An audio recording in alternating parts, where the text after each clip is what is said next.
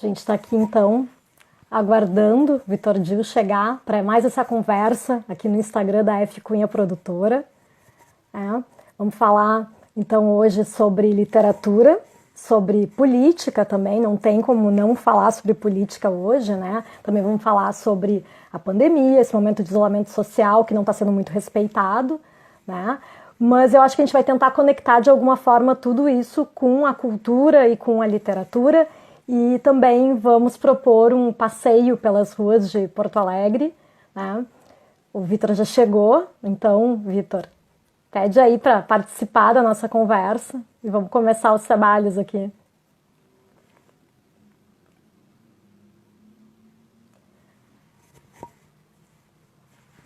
Ver aqui. Visualizar. Não apareceu para mim aqui, Vitor, a tua. Vamos ver aqui se eu consigo achar como fazer isso.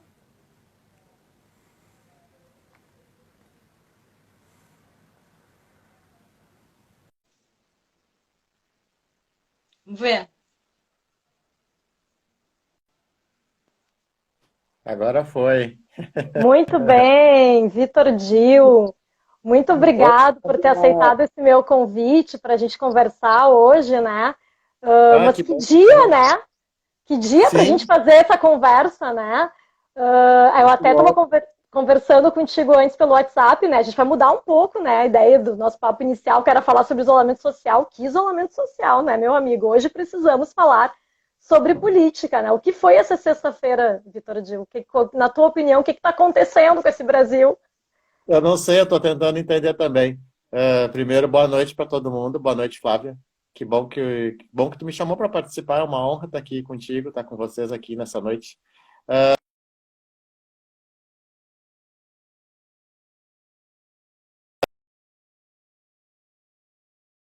Essas duas correntes podem andar juntas, né? A literatura em Porto Alegre, literatura feita em Porto Alegre, né?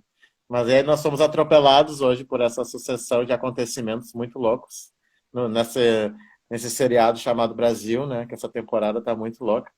E Pois é. aí, pois é, nós fomos alertados que o Moro ia pedir demissão ontem, mas aí disseram, não, já não vai mais. Então tu tá nesse clima que nunca sabe o que que vai acontecer, né? Então, aí hoje eu acordei de manhã, aí vim ver as notícias de manhã cedo. Aí já estavam dizendo assim, não, o Moro vai pedir demissão porque Bolsonaro passou por cima dele e cometeu crime de falsidade ideológica, por cima, né? Utilizando uma assinatura dele para demitir uma pessoa da Polícia Federal, né? O diretor-geral. E aí eu pensei, meu Deus, o que está acontecendo? Porque se isso fosse um seriado, na verdade, assim, se fosse um roteiro, se fosse uma narrativa, seria muito inverossímil, né? Tanta coisa acontecendo uma pandemia, junto com uma crise política, junto com uma demissão de uma pessoa importante da Polícia Federal e uma demissão de um ministro, né? Um ministro se demitindo, o ministro mais popular, né? Depois da demissão do ministro da Saúde. Então tu fica pensando assim, que seriado seria esse, né? Acho que se alguém fosse escrever esse tipo de coisa, seria muito inverossímil. Se fosse numa oficina de literatura, alguém que apresentasse esse tipo de narrativa, não ia ser aprovado, porque é muito inverossímil mesmo. Mas o Brasil desafia, né? Todo o nosso entendimento, né, de narrativa. O Brasil desafia a imaginação, né, da gente. Isso que é muito louco. Não, exatamente, né? Porque é um roteiro, né? Se a gente fosse pensar como um livro, né? Vamos puxar aqui para o lado da literatura para começar também a falar sobre isso. Se fosse um livro, gente, são muitos elementos. Estamos no meio de uma crise de saúde pública e aí vem junto uma crise financeira, né? Que já estava vindo, mas aí agora aumenta o dólar super alto e tudo mais.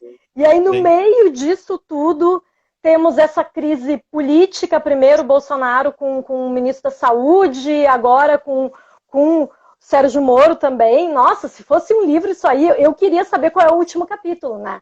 Porque eu tô Ah, que muito bom. preocupada. Os próximos capítulos dessa história aí, né?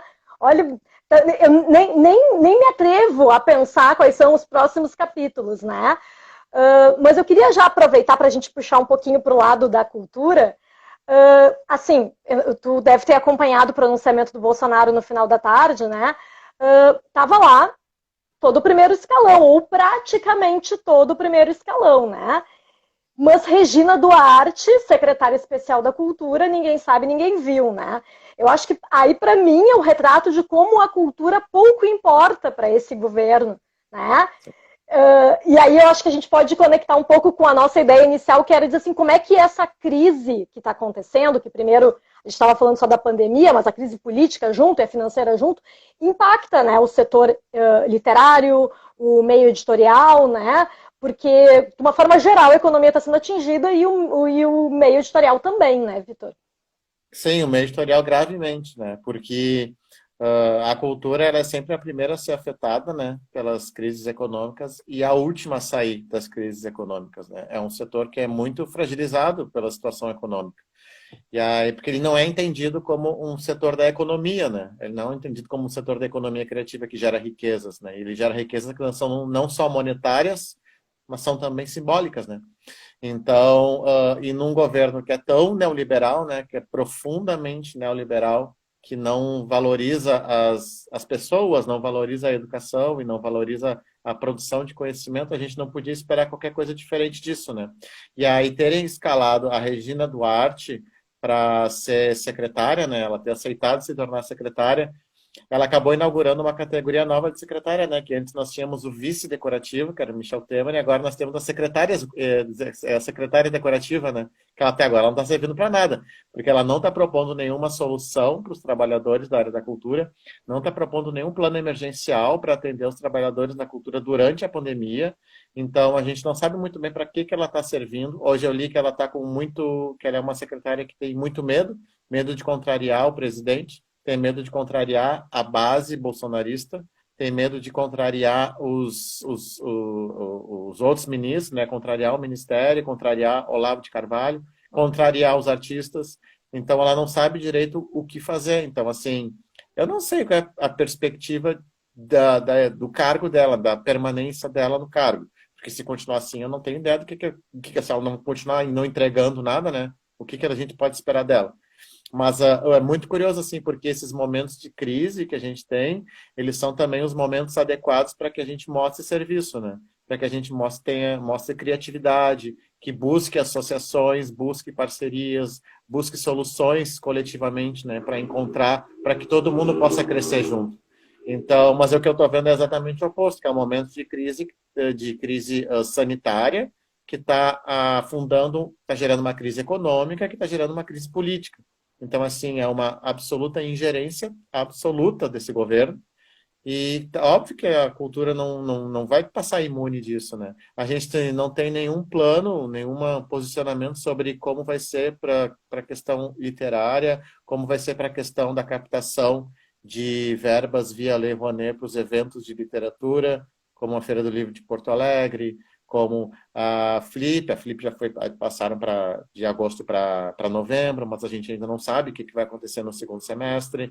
Então a gente não sabe como é que vai funcionar toda essa estrutura econômica, né, que movimenta os eventos de literatura no Brasil.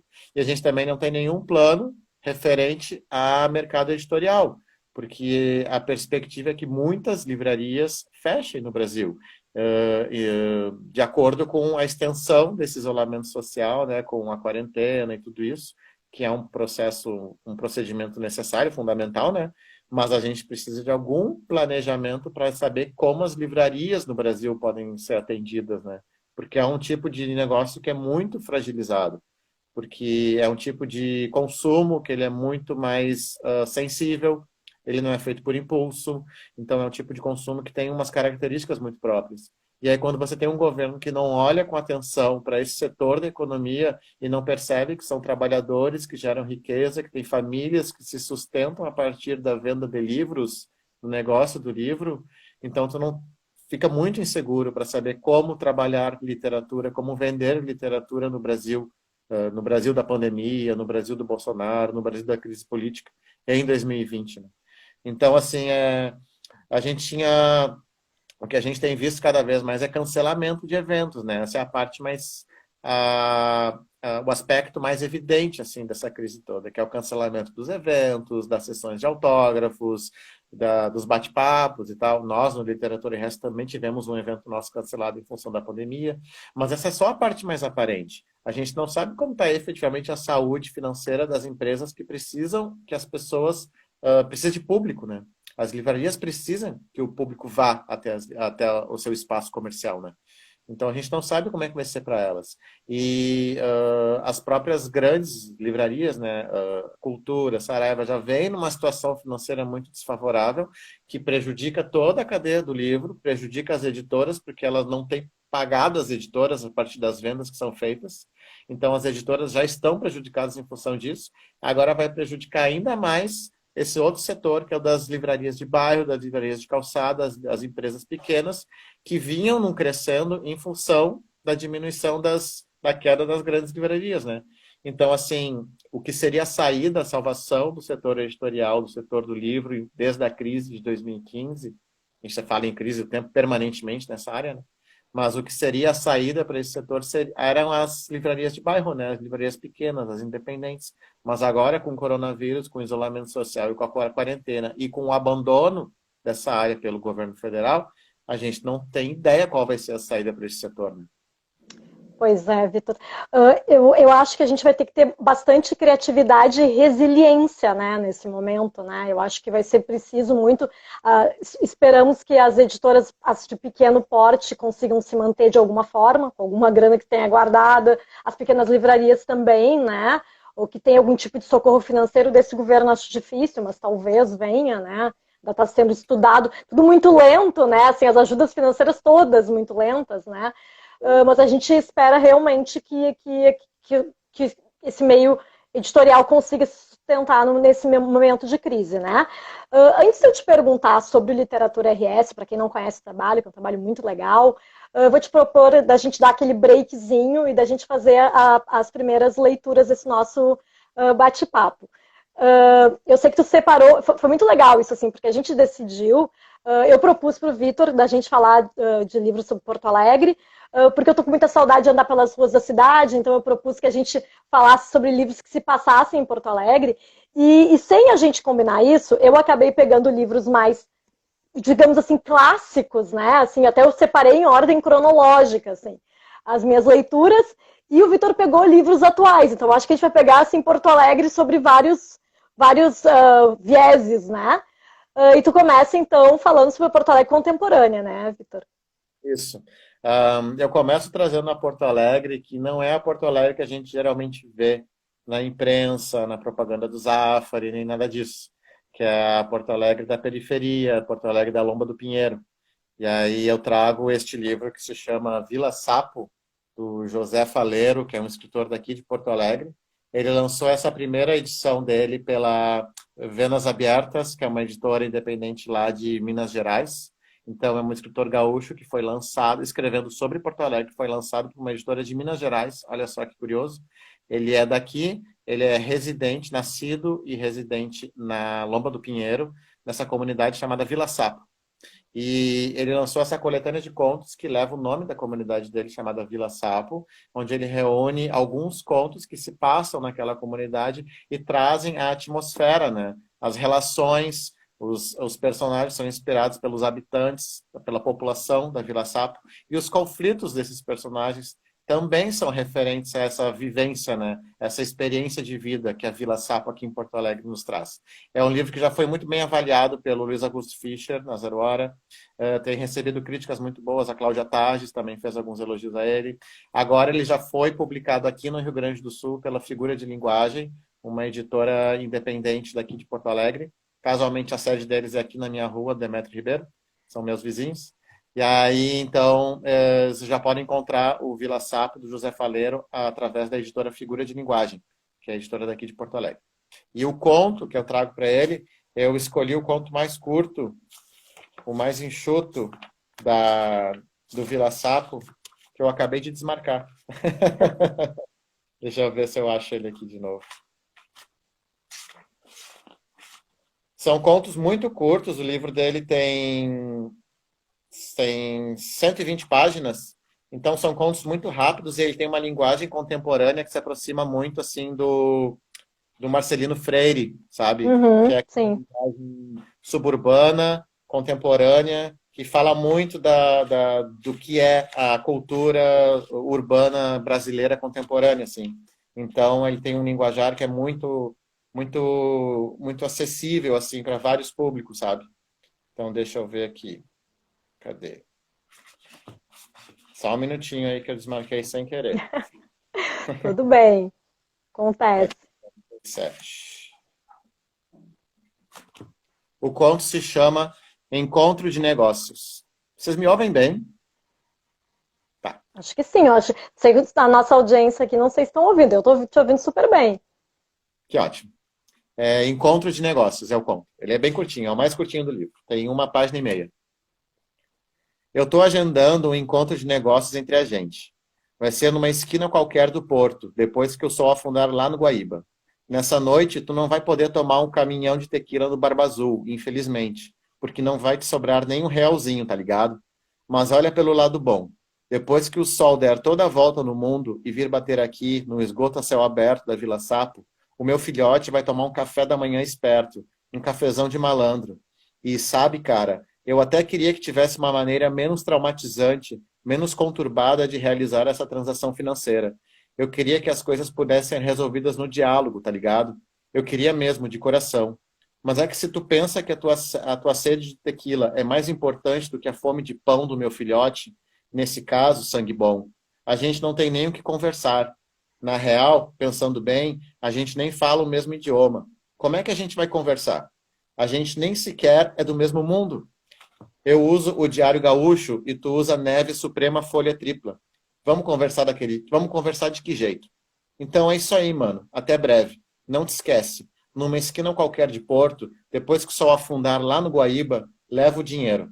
Eu vou estar com o meu advogado que fala por mim quando as coisas ficam complicadas. E o danado fala alto, viu? Fala alto, nunca engasga e tem bafo de pólvora.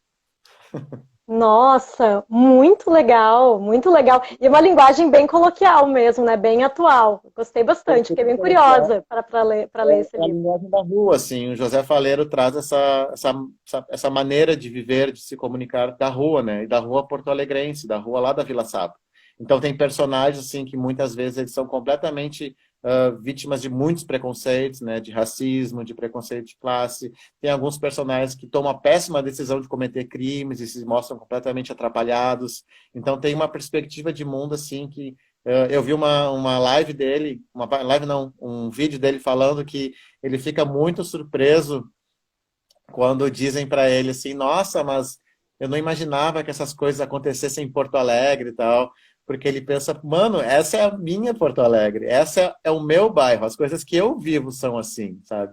Então ele fica muito surpreso que a gente, branco, privilegiado, que mora nos bairros mais centrais, não perceba isso, acha que isso é só literatura, né? Mas essa é a vivência, a experiência de vida de muitas pessoas, né? E é do José Faleiro também. A galera gostou, e a Érica falou que arrepiou lendo. O Diego Eu também vi, curtiu. É. oi, Érica. E quero agradecer as pessoas que falaram antes. Eu ainda estou me adaptando nesse mundo das lives, né? Eu fico aqui concentrada em falar com o entrevistado e tem mais as pessoas comentando, é muita coisa ao mesmo tempo, né? Tem muita Mas eu coisa. tô vendo todos os comentários aí, gente. Obrigado por quem me deu oi aí, valeu. Eu vou propor aqui para vocês agora uma viagem no tempo, né? Já que o Vitor falou aí da quebrada contemporânea, eu vou propor que a gente vá lá para o final do século XIX. O nome desse livro é Estricnina. São 3 autores, foi um dos primeiros romances escritos em Porto Alegre. 2 dos autores são nomes de rua, é o Mário Tota, o Paulina Zurenha e o Souza Lobo. Souza Lobo acho que não é nome de rua aqui em Porto Alegre.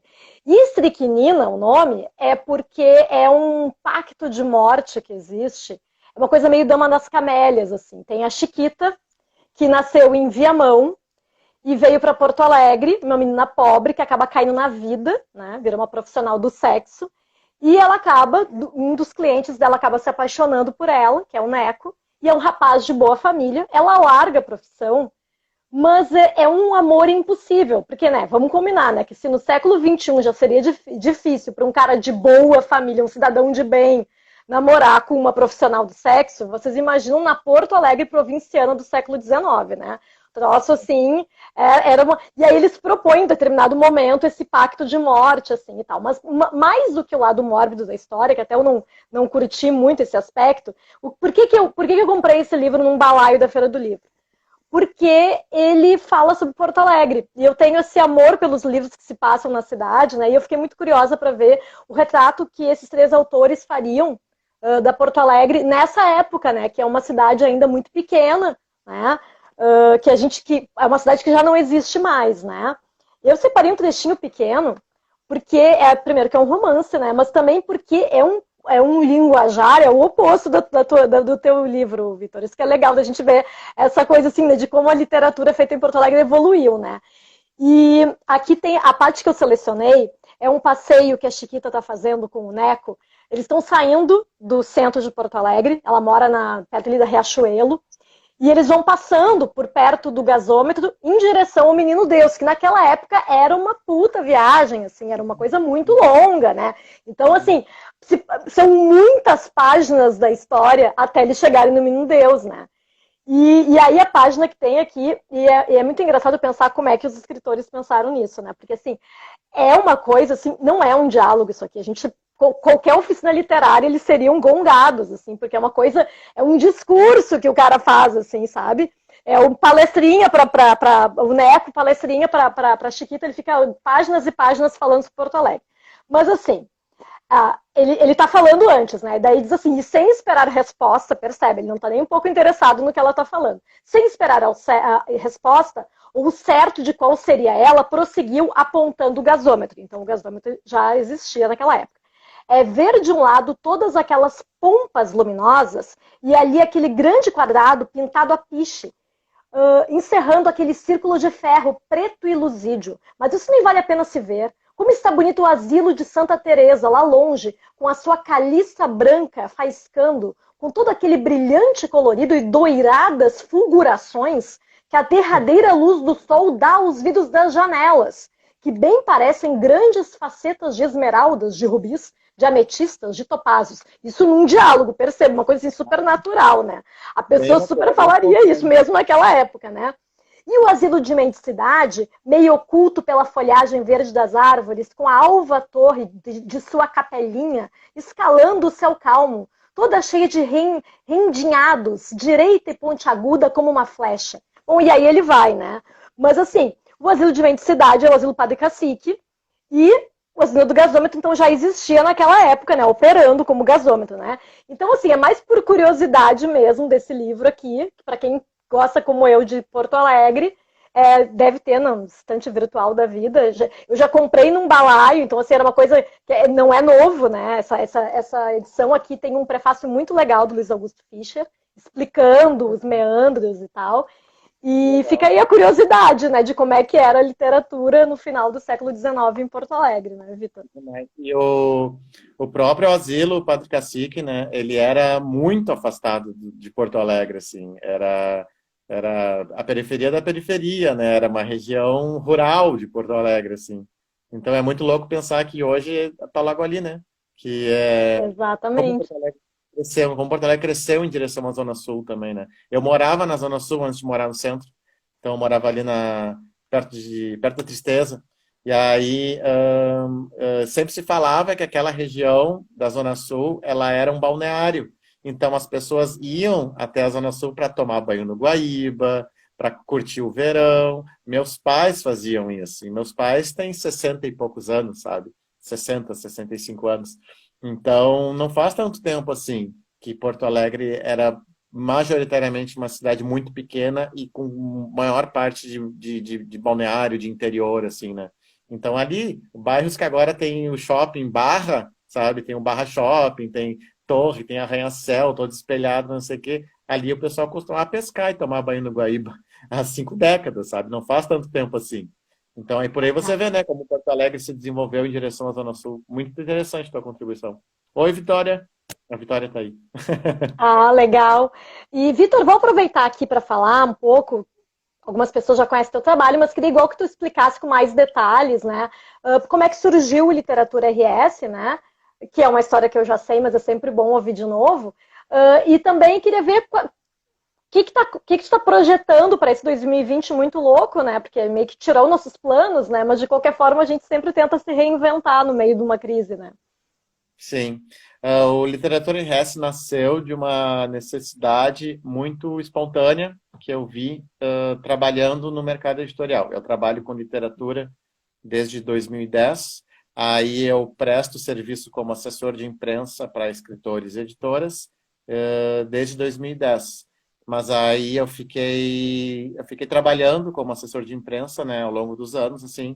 E aí ali em 2014, ao longo do ano de 2014, eu vi muitos, acompanhei pela rede social muitos escritores, muitas editoras lançando livros, fazendo eventos muito legais e divulgando no Facebook. Isso em 2014.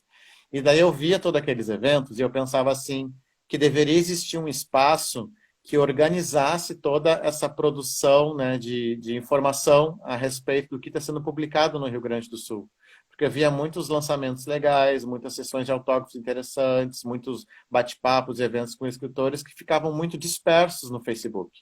Aí eu passei 2014 inteiro pensando que deveria existir um espaço que organizasse todas essas informações, né?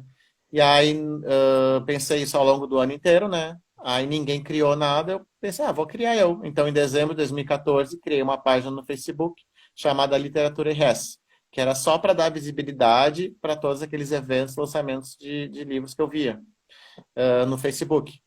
E daí, oi, abraço, Christian. E daí, logo que eu criei, em dezembro de 2014, eu vi que eu meio que criei um monstro, assim, porque eu comecei a receber muitas sugestão de pauta, solicitação de entrevista, de divulgar livros, não sei o quê. Então, eu tinha criado um veículo, né? Um veículo dedicado à literatura do Rio Grande do Sul, sobre notícias do Rio Grande, literárias do Rio Grande do Sul. Aí fiquei trabalhando ali na página e tal, mais ou menos um ano depois, 6 meses, um ano depois, começaram a me pagar para divulgar oficinas literárias, lançamentos de livros na página do Literatura e Resto no Facebook. Eu nem sabia como é que se fazia isso, não sabia nada a respeito disso, de monetizar a página no Facebook, não sabia nada disso. Aí fui me informar a respeito e meio que meti os pés pelas mãos e saí fazendo o que eu achava que era certo.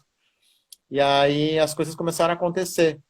Aí fui tocando assim a página sozinho e tal, até dezembro de 2019. 2018. Olha só, passou o tempo. 2018. Aí em 2018 eu e o Giovanni Yuri, que hoje é meu sócio, nós nos casamos e aí nós queríamos fazer alguma coisa juntos e fazer alguma coisa diferente. Aí nós pensamos, bom, a gente não tem capital para investir. A gente não tem como adquirir, absorver um grande empréstimo agora, nem fazer nada disso. O que a gente tem na mão que a gente pode utilizar é essa página do Facebook e esse perfil no Instagram chamado Literatura e Res, que tem uma audiência relativa. Tem lá seus 8.000 seguidores, a gente pode fazer alguma coisa com isso. Aí, em março de 2019, lançamos um site chamado literaturairres.com.br e nós basicamente migramos a audiência que nós tínhamos no Facebook e no Instagram, migramos para o nosso site, para esse site que passou a ser uma plataforma da qual a gente tem mais controle também. Porque uma dificuldade que a gente percebia no Facebook é que, com o passar dos anos, ficava cada vez mais difícil dar visibilidade para conteúdo no Facebook. Porque ele quer que você pague pelo conteúdo, que você impulsione as publicações. Só que ficou cada vez mais caro impulsionar as publicações. Então, nós vimos a necessidade de que, para que o Literatura em Res se tornasse um negócio que continuasse dando visibilidade para a literatura do Rio Grande do Sul, ele deveria ter uma plataforma própria. Aí que nós criamos o site. Então, o Giovanni reinventou a marca, fez um rebranding, fez um novo logo, e compramos um domínio, compramos uma plataforma e tal, e criamos o site. Eu e ele criamos, assim, contratamos uma pessoa para fazer a parte mais hard do site, assim. E aí o negócio virou nosso negócio, assim. Faz mais ou menos um ano que existe o literaturairres.com.br como o nosso negócio. É o nosso trabalho, assim, nós vivemos do Literatura e Res e vivemos do que o Literatura e Res origina, porque ele nos abriu portas também para outros trabalhos, sabe? O Giovanni vem da área editorial, da área da diagramação, do projeto gráfico. Eu já venho dessa área da assessoria de imprensa para escritores. Nós continuamos usando a plataforma para publicar conteúdo exclusivo, que foi uma ideia que nós tivemos, assim, precisamos ter conteúdo exclusivo que as pessoas vão ler só no Literatura RS. E aí a nossa ideia é que tivesse uma equipe de colunistas que reproduzissem, que representassem a literatura contemporânea no Rio Grande do Sul, mas sem aquele estereótipo do que é literatura do Rio Grande do Sul. A literatura que registra o pampa, do gaúcho, a literatura feita por homens, héteros, brancos, não sei o quê. Porque a gente sabe que existe essa literatura, por exemplo, como a do José Faleiro, e que é uma literatura que são criadores de conteúdo, criadores de conhecimento, que muitas vezes não têm visibilidade para o seu trabalho, porque o Rio Grande do Sul ainda é um estado muito racista, muito segregado, e que discrimina culturas diversas. Então nós pensamos, não, o Literatura RS, ele já nasceu para ser diferente. Se for uma plataforma, um site próprio, ele vai ter que ser mais diferente ainda. Então nós convidamos alguns autores para serem colunistas do site, pessoas que têm experiência com literatura, que pensam a cultura e que trabalham com formação de leitor desde a base. Então, são os colunistas que nós temos agora. Então, o Literatura RS ele tem esse caráter meio disruptivo. Temos uma preocupação muito grande, né, de registrar a literatura que é produzida pelas mulheres do Rio Grande do Sul, pela população negra do Rio Grande do Sul, a literatura indígena. Então, nós temos esse cuidado, porque muitas vezes esses autores, especialmente os autores independentes, não conseguem chegar até a imprensa, até a Zero Hora, o Correio do Povo, a Rádio Gaúcha, porque eles não têm os meios, a técnica de como você faz para dar visibilidade para o seu trabalho. Ou seja, em termos técnicos, tu não tem a maneira de fazer assessoria de imprensa do teu trabalho. Então, eles não produzem um release que vai valorizar o trabalho deles, não produzem material de divulgação que vai valorizar o seu trabalho. O Literatura RS ele vai atrás disso. Então, nós ajudamos também a fomentar a cadeia do livro, formando, instrumentalizando os escritores, os editores, sobre como eles devem trabalhar para produzir o seu material de divulgação, para fazer com que o seu trabalho alcance o público-alvo, né? Os escritores do Rio Grande do Sul e de fora do Rio Grande do Sul também. Os leitores do Rio Grande do Sul e de fora do Rio Grande do Sul. Então, nós temos esse caráter assim meio punk, porque é só eu e o Giovanni que fazemos, né? Então, assim, nós independente total, né? Absolutamente independente. A nossa renda é 100% do que vem do Literatura RS. Ele é autoalimentado, sabe? Nós temos um sistema de apoios mensais, de assinatura mensal, né? Que vão de 10 a 70 reais, com categorias de benefícios diferentes. Então, nós estamos criando, assim, ampliando a nossa base e aprofundando cada vez mais, assim, a nossa relação com esse mercado, especialmente o mercado independente do Rio Grande do Sul, que é muito ativo, que é muito vivo e se sente muito desamparado pelo mercado editorial, né? Então, é uma luta, assim. O Christian está falando de guerreiros, não sei o quê. É um pouco idealismo da nossa parte. Eu acho que todo mundo que trabalha com cultura, Flávia, e tu trabalha com cultura, tu sabe muito bem disso, tem que ser meio idealista e meio louco. Porque se tu começar a pesar as coisas, tu não faz. Aí, então, assim, tem que ir lá e fazer. Tem que perder o medo, tem que perder as estribeiras, os receios. Tem que fazer. As coisas vão se ajeitando e se der errado, você pelo menos fez e você sabe que você fez o melhor que você podia. E aí você vai sair mais experiente daquilo ali. Aquela experiência vai agregar para ti, para a vida. Então isso é que é interessante, assim. A gente não sabe por quanto tempo o Literatura RS vai existir, se a gente vai enlouquecer, se a gente vai, não sei, vai mudar de estado, vai mudar de país, eu não sei. Mas ele é uma plataforma, é um trabalho que dá muita satisfação, porque a gente vê os resultados. A gente vê autores que não teriam visibilidade na imprensa, tendo visibilidade na imprensa, alcançando o público. Nós também criamos uma newsletter que é disparada toda quarta-feira à tarde. Quarta-feira à tarde nós disparamos uma newsletter para mais de 2.000 assinantes no Brasil. Então a gente vê que às vezes aparecem na imprensa coisas que a gente publicou na nossa newsletter. Então aí a gente vê o resultado, sabe? Pô, que legal, sabe? Aí tu vê que as coisas estão funcionando mesmo, assim. Então, é isso que dá satisfação, assim, poder dar visibilidade para o trabalho de tantas pessoas. É muito difícil fazer, nós temos muita demanda, é muito difícil dar conta de tantas demandas, assim, E agora, como estava falando, né, com toda a realidade que a gente está vivendo, da pandemia, da quarentena, desse presidente maluco que a gente tem, a secretária de Cultura Decorativa, essa vai pegar essa expressão, É verdade. a gente não sabe o que vai funcionar para o mercado editorial nos próximos anos, nem como é que vai funcionar para a gente especificamente, né? Mas a gente vai indo, a gente está trabalhando e a gente acredita no que a gente faz e a gente quer fazer o melhor que a gente consegue. É para isso que a gente está aí. É isso aí, parabéns ali. A Érica falou antes, bela iniciativa Literatura RS, com certeza, eu sou fã do Literatura RS, por isso que eu te chamei aqui para essa conversa, muito Bom, legal. você foi uma grande parceira, né, Flávia? Desde quando era só no Facebook, mandava sugestão de pauta e a gente Ah, sempre isso obrigava. aí.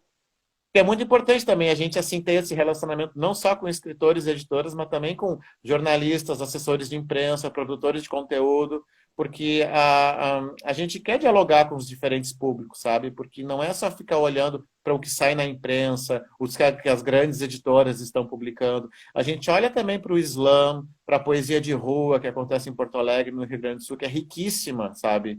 Porque se a gente não fizer isso, é um registro que não existe. As pessoas vão procurar no Google por autores que simplesmente não existem. Então, a gente faz questão de colocar alguns autores na nossa rede, na nossa plataforma, para que o Google registre isso, sabe? Para que seja conhecido, para que as pessoas busquem isso. Quando elas procurarem por literatura negra do Rio Grande do Sul, o que resulta disso, sabe? O Literatura Resta está lá indicando alguns nomes, contribuindo com esse debate. Então, é para isso que a gente faz. É idealista, é meio sonhador, mas eu acho que a área da cultura vive de idealismo, vive de sonho, vive de trabalho também, porque é uma área da economia tão importante quanto qualquer outra. Mas vive de idealismo também, assim. Sabe? Eu acho muito importante, porque senão a gente estaria vendendo, sei lá, salsichão, sabe, É, qualquer coisa, é, computador. Não, é outra coisa. A parada é outra. é isso aí, é arte, né? Vamos fazer mais uma leitura aí, mais uma rodada? Qual é a tua segunda sugestão aí, a segunda seleção de leitura? Minha segunda sugestão se chama Como se mata uma ilha, da Priscila Pasco. Priscila Pasco é uma jornalista, nossa colega de profissão, uma jornalista daqui de Porto Alegre. Ela lançou esse primeiro livro dela ano passado. É uma coletânea de contos também, contos muito curtos. E ela se revelou como uma contista muito madura. Apesar de ser o primeiro livro dela, ela é uma escritora muito madura, assim, com uma sensibilidade muito grande, e são contos que falam sobre mulheres. Então, ela traz uma perspectiva feminina para a literatura gaúcha contemporânea, que é muito urbana e muito delicada, às vezes um pouco sombria. Isso que é curioso, às vezes é um pouco sombrio. E o conto que eu escolhi também é um conto muito curto, e ele é um dos mais sombrios e um dos mais surrealistas, assim, desse livro. Nossa, fiquei Espero que curiosa. você goste. Eu adoro, é o meu preferido. Se chama Nem que Caia ao Céu. As grávidas decidiram não mais parir. Desde então, assistem as aves de rapina espreitarem seus ventres suspensos. O aroma da fruta, o peso de tantas luas. Pouco importa, pensam, enquanto observam de suas janelas os automóveis incendiando no tráfego. Não irão nascer, garantem, nauseadas de filhos sem pressa. Afirmam isso com os olhos injetados de desejos não atendidos, lacrimejantes, em meio ao nevoeiro de gás de pimenta. Elas regurgitam nas madrugadas o tapa e o choro que nunca explodiram dentre suas coxas. Negam-se a dilatar ao mundo e a este mundo. Prendem as crias nas entranhas, implodidas de honra e de poder, evitando o destino de Medeia. Assim, caminham vacilantes pelas ruas, todas em fuga. Procuram o começo de tudo, o início da terra, o canto do galo numa caverna. O que precede o leite, o sangue, os fetos que carregam no ventre, o que veio antes delas. As grávidas marcham em direção a Deus com o único intuito de destroná-lo. Nossa, forte Ela é mesmo, né? Que lindo! lindíssima, é muito lindo, lindíssimo. É como Muito se mesmo. mata uma ilha. Priscila Pasco, editora Zuc, uma editora daqui de Porto Alegre também. E tem publicado, a editora Zuc tem publicado muito escritor contemporâneo de ficção, de não ficção, pesquisa acadêmica e tal. Então, vale a pena conferir a Priscila Pasco. É uma pessoa super discreta. Eu acho que ela não está mais no Facebook, está só no Instagram. E ela tem esse livro, essa primeira coletânea de contos dela, Como se Mata uma Ilha. E recomendo fortemente, assim, para ter essa perspectiva contemporânea de uma escrita por mulher, sobre mulheres, sobre diferentes aspectos do que é ser mulher. E ela traz um aspecto urbano, e por ela ser porto-alegrense, nós conseguimos vislumbrar partes desse aspecto urbano duro de Porto Alegre, sabe? A cidade, o aspecto urbano da literatura dela, da literatura da Priscila é muito duro, é muito frio, sabe? É severo, sabe? Então ela nos fala dessa cidade, que cidade é essa, né? Que cidade nós queremos? Que cidade é essa? É uma cidade acolhedora às mulheres ou não? É uma cidade acolhedora para as diferentes populações ou não? Eu tenho visto as mulheres muito, um meme que tem circulado na internet, né? Que uma mulher fala que se eu estou caminhando pela rua no escuro e ouço passos atrás de mim, e fico pensando, é um homem ou é o diabo? Eu prefiro que seja o diabo, né? Então, que tipo de cidade é essa, né? Que tipo de relações são essas? Essas são as reflexões que a Priscila Pasco traz, né? Que cidade é essa? É uma cidade acolhedora para as mulheres? Que relações urbanas são essas, né? Como essas relações são feitas ao longo das gerações. Então, são reflexões muito importantes que ela consegue embutir num espaço muito pequeno de contos muito enxutos, assim. Recomendo fortemente, Flávia. Se tu não conheceu ainda, vai em firme. Essa eu não conhecia, foi ótimo essas tuas indicações aí, porque eu tô aprendendo muito hoje. E eu peguei, né, como eu já tinha falado antes, para quem entrou agora, eu peguei livros, então, que são mais antigos, mais clássicos, assim. Esse aqui é o Noite, do Érico Veríssimo, que é um livro Sim. que ele escreveu na década de 50, né? No meio, ele estava no meio da escrita do Tempo e o Vento, estava lá meio naqueles bloqueios criativos que alguns escritores têm de vez em quando, e aí ele escreveu essa novela, que é bastante perturbadora, eu diria, e é o meu livro preferido do Érico, e ele ainda é uma relíquia de família. Essa aqui é a segunda edição, era da biblioteca do meu avô, é uma herança, então, que é da minha biblioteca. A tua biblioteca é muito qualificada, né? Pois Incrível. é, no fim ela é muito Porto Alegre, porque eu não precisei nem sair de casa para procurar aqui e ver essas coisas históricas da cidade, né? E eu vou propor aqui rapidinho, né? Vou propor dois trechinhos de leitura, porque assim, a história começa, né? O protagonista é o desconhecido, que tá lá, é um cara desmemoriado, né? E depois ele descreve um pouco a cidade, como é que era na década de 50, que já começa a ser uma cidade mais dura, né? Já começa a ser mostrado como uma metrópole, né? Porto Alegre. Então o livro começa assim. Ninguém lhe prestou maior atenção, pois naquele local e hora, uma esquina da avenida principal da cidade, 8 da noite, ele era apenas uma das muitas centenas de criaturas humanas que se moviam nas calçadas. À primeira vista, sua aparência nada revelava de extraordinário. Era um homem de estatura mediana, teria quando muito 30 anos, trajava roupa de tropical gris e estava sem chapéu. Quem, entretanto, lhe examinasse o rosto mais de perto, notaria algo de anormal naqueles olhos, cujas pupilas ora se esvaziavam, como as de certos loucos, ora se animavam de um atônito fulgor de medo, como as de um animal acuado. E aí eu dou uma acelerada aqui no texto, e aí ele está abraçado num poste, que já está bem louco, né? O desconhecido. Com o rosto colado ao poste, o desconhecido escutava os ruídos da noite, o tropel e as vozes indistintas dos transeuntes na calçada, a surda trovoada do tráfego riscada pelo trombetear das buzinas e a intervalos regulares pelo tinlitar das campainhas das sinaleiras. A cidade parecia um ser vivo, monstro de corpo escaldante a arquejar e transpirar na noite abafada. Houve um momento em que o homem de gris confundiu as batidas do próprio coração com o rolar do tráfego, e foi então como se tivesse a cidade e a noite dentro do peito. Ah, que lindo! Lindo, Nossa, que né? lindo! E eu acho que é muito assim, a gente começa a ver esse processo realmente da cidade crescer, né? A partir desse momento, assim, da década de 50, e isso é muito presente nessa literatura urbana do Érico Veríssimo, né?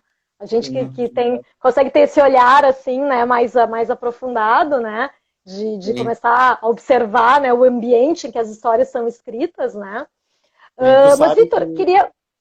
uma vez eu li uma reportagem que falava exatamente da evolução do ambiente urbano de Porto Alegre, que pega um pouco essa época do Érico Veríssimo nesse trecho que tu falou, que ele falava, era uma reportagem que falava sobre como é que Porto Alegre se desenvolveu, especialmente a questão do centro, né, ao longo dos anos, assim, porque se tu observar, a região central de Porto Alegre, ela tem muitos arranha-céus, muitos prédios altos que são da mesma época, que é ali final dos anos 50, início dos anos 60, até início dos anos 70. Foi uma época que teve muita construção de prédio muito alto na região central de Porto Alegre, por causa de algumas alterações no plano diretor, alguma coisa assim. E aí, tanto é que quando a gente pensa em centro histórico em Porto Alegre hoje, ele tem todas essas construções ali do Theo Witherspoon, né? O Tumeleiro, ali perto do túnel, tem o Farol Santander, tem a Casa de Cultura Mário Quintana, tem essa arquitetura bem eclética, germânica, europeia e tal, mas ela também tem esses grandes prédios da década de 50, 60, 70, né? Que são esses grandes prédios comerciais construídos assim, grandes blocos de concreto e tal. E aí eu lembro que durante a Copa de 2014, isso eu vi no jornal uma vez, fizeram um tour com alguns turistas franceses por Porto Alegre. E aí levaram eles naquele ônibus de 2 andares, aquele ônibus da linha Turismo. Uhum. E aí, eu nunca vou esquecer o que uma turista francesa falou para a reportagem. Perguntaram para ela o que você está achando de Porto Alegre. Aí ela falou assim, tinham feito o roteiro do centro, né? E ela falou assim, aqui tem muitos prédios muito altos, mas eles são feios, eles não têm história. Aí eu pensei, só uma pessoa para vir lá do outro lado do Atlântico para nos falar o óbvio para a gente entender, né? Que são prédios muito feios, muito altos e sem história.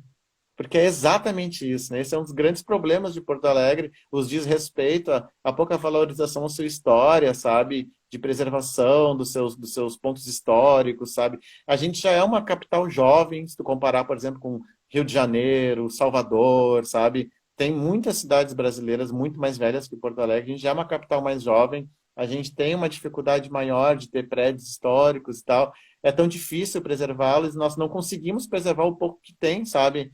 E ainda passamos décadas destruindo prédios belíssimos, assim, ali no centro, onde hoje fica o edifício Coliseu, que é o maior edifício de Porto Alegre. É um edifício que tem 36, 37, 38 andares, uma coisa assim. Lá onde fica a Câmara Rio-Grandense do Livro. Câmara Rio-Grandense do Livro é no 17º andar. O prédio tem 36, 37 andares. Ele foi construído exatamente nessa época, final dos anos 50. Ele é de 1957, o prédio. É velhíssimo, assim. Ele tem cara de 1957. E aí, na entrada, no saguão do prédio, ele tem 3 fotos. Uma do prédio, em 1957, uma do prédio que existia ali até 1957, e outra do prédio que existia ali até 1903, 1913, alguma coisa assim. Eram prédios lindíssimos, de arquitetura francesa, sabe? Estilo Margues, estilo Memorial do Rio Grande do Sul. Porto Alegre era tomada por esse tipo de arquitetura e destruíram para levantar um prédio pavoroso de 37 andares em 1957, que não tem arquitetura nenhuma, nenhum projeto arquitetônico, não tem nenhuma preocupação com a cidade, com a paisagem, com a humanização do ambiente. A Atena está falando aqui, ó. Olha aí, ó. Oi, Atena. Coisa boa te ouvir falar de Porto Alegre. É isso aí, né? O Vitor maravilhoso. Eu vou te propor, Vitor, para a gente dar uma mudada aqui, porque a gente, daqui a 12 minutos, o Instagram encerra a nossa conversa aqui. Então eu vou te pedir, vou te pedir para a gente conseguir fazer as tuas leituras, que eu acho que são bem relevantes e contemporâneas, para de repente tu fazer agora, então, a tua terceira leitura e a quarta leitura de repente, e aí, se sobrar tempo, eu leio aqui as minhas coisas que os autores que eu trago são autores clássicos que não precisam ser tão lembrados, porque eu acho que é muito importante a gente falar da literatura que está sendo feita nesse momento, né? E num momento que ele é difícil, que ele é desafiador, né? Então, gostaria que tu lesse para nós aí o terceiro e o quarto livro que tu separou, os trechinhos. Já falasse um pouco. Na verdade, Flávia, só para explicar para o pessoal, a Flávia solicitou com antecedência, né, os títulos que eu gostaria de ler hoje. Mas aí eu enviei para ela e eu pensei, não, mas tem um que eu esqueci de falar para a Flávia, que eu tenho que falar, que é literatura para crianças, uma área que a Flávia conhece tão bem, né, que já trabalhou com edição de literatura para crianças, que é um livro da Cristina Dias e Laura Castilhos. Se chama Crianças em Porto Alegre. Vou mostrar aqui. E é um livro ilustrado, que ele é um passeio pela cidade de Porto Alegre. O texto é da Ai, que Cristina lindo. Dias, a ilustração é da Laura Castilhos. A Laura Castilhos é uma ilustradora muito conceituada daqui de Porto Alegre. E daí o interessante do trabalho de ilustração da arte da Laura Castilhos é que ele parece desenho feito por criança. Então ele é genial Ai, por que causa legal. disso. Ele tem aqui, ele fala aqui a Ponte do Guaíba. Aí tem ali um desenho, fala da história desses pontos turísticos. Aqui também, mercado público. Ai, que Então, ele lindo, muito bonito. uma ilustração toda com giz, assim, é lindíssimo. Passeia por parques, passeia pelos estádios de futebol. Então deixa eu ver se eu acho mais um ponto turístico aqui. Aqui é a catedral. Olha, é muito bonito. Muito legal mesmo. Então, recomendo esse aqui também. É uma literatura muito agradável, é um roteiro, um passeio por Porto Alegre para crianças, né? E também no final Olha, ele traz uma lista de lugares em Porto Alegre e endereços para as crianças visitarem com seus pais também, né? Então tem toda essa relação com o espaço urbano também. E o que eu gostaria de ler, a autora está aí nos olhando agora. Olha ah, só. então que responsabilidade, hein? A Atena Beauvoir, que é Maravilhosa. um colunista lá no Literatura RS, muito representativa da literatura gaúcha contemporânea, porque ela traz uma face muito nova e muito inédita e muito importante para a literatura do Rio Grande do Sul, porque ela renova um pouco, ela traz um aspecto de renovação para as letras do Rio Grande do Sul, e ela marca um espaço que ainda não tinha sido muito bem marcado aqui na literatura do Rio Grande do Sul, que é a literatura de autoria trans. Então, ela é uma autora muito consistente, assim, com um trabalho de educação muito importante, com um trabalho do Islã importantíssimo e maravilhoso também. Então, ela é uma autora que ela traz a experiência dela como mulher trans e como uma pessoa que olha para o mundo, olha para as questões do mundo com esse olhar, né, da vivência dela. Então, eu gostaria de ler um trecho aqui. O conto se chama... o livro é Contos Transantropológicos. Essa edição é publicada pela editora Taverna, mas também existe pela editora Nêmesis, que é da própria Atena. Então, tem uma conferida. Humana Régua é o nome do conto. Valentim entra bruscamente pela porta de sua casa, correndo pelos corredores, desviando dos objetos no caminho. Se joga na cama e chora. Convulsivamente chora. Exaustivamente chora. Um choro de apiedar aos que escutassem a mistura de sua respiração cansada, de suas lágrimas misturadas com a saliva que sua boca lançava como um expurgo de toda dor. Estudante do ensino médio, de cor branca e olhos claros, era o filho mais velho de uma família de classe média. Morava no centro da cidade. Casa simples, mas aconchegante. Valentim vivia com seus pais e seus 2 irmãos mais novos. Pela manhã, ia para o colégio e retornava sempre no início da tarde. Almoçava, realizava simples afazeres de casa, estudava e o resto do tempo se dedicava a compartilhar postagens tristes e depressivas em sua linha de tempo. A mãe de Valentim era como qualquer outro padrão materno, protetora, exigente e sonhadora em ver seus filhos felizes, custe o que custasse. O pai de Valentim possuía as mesmas características da mãe, entretanto, eram essencialmente introvertidas. Seus 2 irmãos menores, um de 6 anos e outro de 10, estavam sempre divididos entre rir e chorar. Naquela manhã, Valentim se olha no espelho e percebe o reflexo de sua sensação presente, a desesperança, ou melhor, cansaço. Suas características masculinas eram suaves e retratavam um rosto delineado por uma encantadora feminilidade. Seus cabelos de cor madeira contrastavam com seus grandes olhos verdes. E agora seus olhos pareciam mais verdes, mais intensos, mais humanos. Eram as lágrimas pesadas de uma sensação. E dentro do próprio abraço que se dava, sentado na beira da cama, entre o material escolar e as roupas amassadas, sentia que o líquido vertido ocularmente aumentava sua expressão de agonia no peito.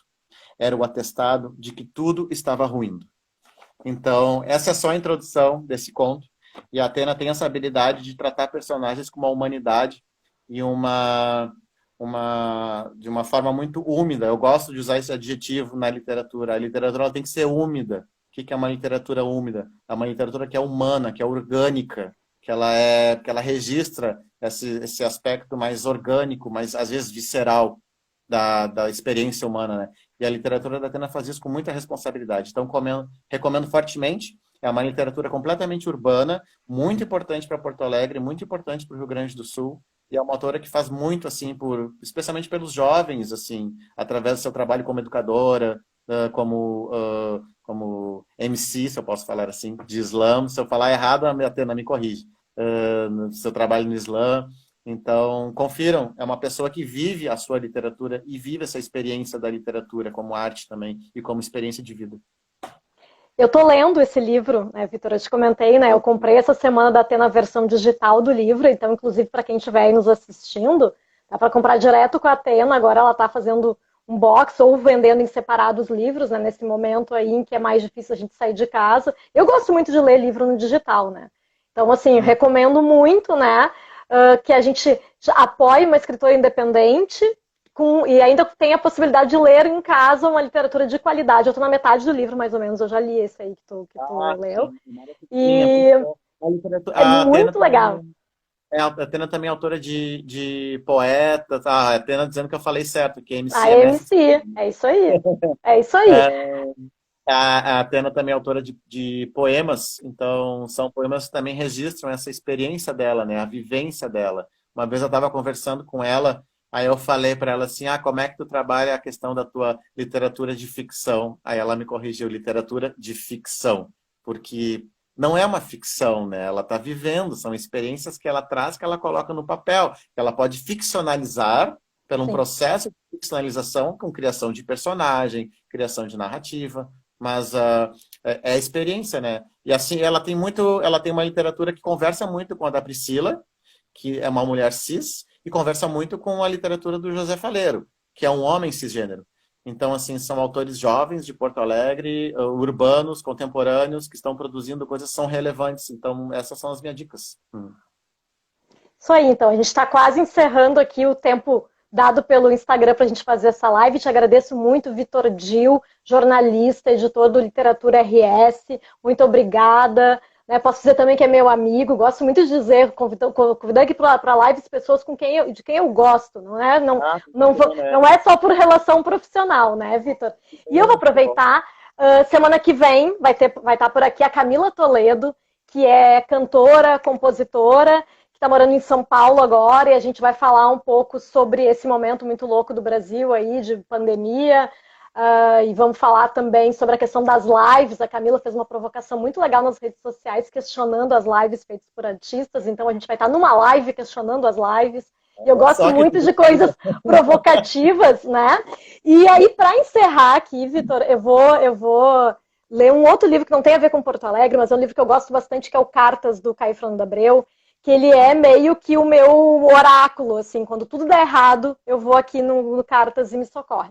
E tem um trecho do Caio que ele ficou muito conhecido na internet, mas ele, na verdade, é desse livro, é de uma carta para Bruna Lombardi. Eu acho que tem muito a ver com esse momento que a gente está vivendo. E aí, então, assim, me despeço já de ti, me despeço de quem está nos assistindo. Olha, eu sei que o barco está furado e eu sei que você também sabe, mas queria te dizer para não parar de remar, porque te ver remando me dá vontade de não querer parar de remar também. Tá me entendendo? Eu sei que sim. Então, assim, com as palavras do Caio, me despeço de vocês. Até semana que vem, quem gostou, 10 da noite aqui na sexta-feira, tem de novo. Então tá, obrigado, Vitor. Beijão. Muito obrigado, Flávia. Adorei o convite e que pena que foi tão rapidinho. Vamos repetir. Pois é, vamos fazer mais, né? Gostei também dessa experiência, tá bom? É uma das coisas boas desse momento de isolamento social é a gente pelo menos ter o contato, ainda que virtual, né, com as pessoas que a gente gosta e poder fazer essa troca, né, nesse momento. E tá encerrando ali, tá dizendo, tá tudo acabando. Então tá, gente, valeu, até semana que vem. Obrigada, Vitor. Tchau, tchau. Obrigado para quem tá aqui nos assistindo. Então Não tá, escutem isso o aí. Bolsonaro, fiquem em casa. Fora Isso aí. Bolsonaro! Isso aí. Tchau, tchau, gente. Fiquem em casa. Lavem as mãos, álcool gel. Beijos.